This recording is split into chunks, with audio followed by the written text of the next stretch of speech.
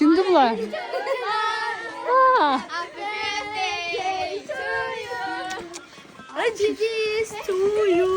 Teşekkür ederim. Çok sağ ol. Ay. Ay çok sağ ol. Özünüz düzeltmişsiniz. Ay da. Yok pul vermeye olmaz kendime. Müellime pul vermeye olmaz. Bu nedir? Mama size özel bir hediye. Hediye. Kim düzeldi? Benden sevgilim. Ay Allah. Gel Mehmet. Səhər tutduğum. Gəlin evə çay içək. Tebriklerim. Əziz və hörmət.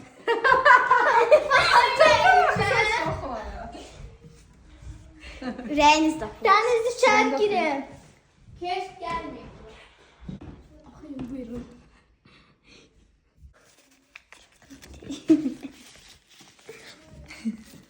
Ama bağlamışım orada. Açın.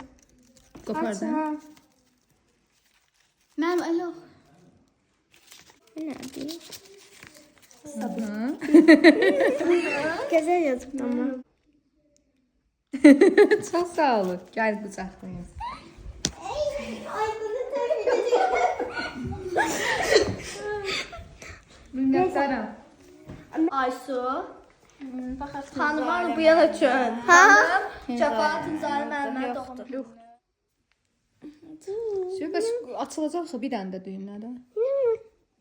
Amma elə ki sonra aça bilim. Kəpənək kimi düyün. Oldu hele yaxşı açabilirim. Bakın benim. Öyle açabilirim. Açacağım. Özü açılmayacaq. Yok ben bu tarafla beğendiniz bunu. Hə. Bizim hediyelerimiz.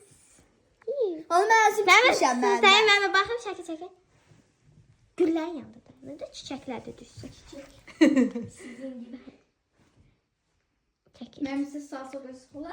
Qoyun da nə istəyirsən. Allah. Ha, bunları şey eləmək olar. Açardan asmaq olar, hə?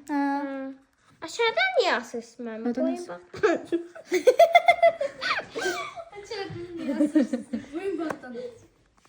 Bunları da qoyuram. Geldiniz koyun. Onu açmam var. Belədir. Bak da ben orada dayanında hamı şey düşsün. Düştü. Çiçekler. Bu da benim gibi çiçekler. Bir dənə də. Yes. Ben de sana açalım. Ben de tatlı. Tanrı kaya koysana. Ben de yiyeceğiz payını. Tatlı. Ben de verim aslan verim oldu. Merhaba bakın. Maşın gel. Ağzını görmüyorum ben de. Gel Deniz, utanma. Gel Seymur. Balaca ver. Mehmet oyun. Ay valla bu da. Sen ne diye? Yeter artık. Ne diyeceğim? Ayşe ver. Ayşe dur ver şunu. Gel Seymur. Mehmet oydu. Gel Seymur. Get.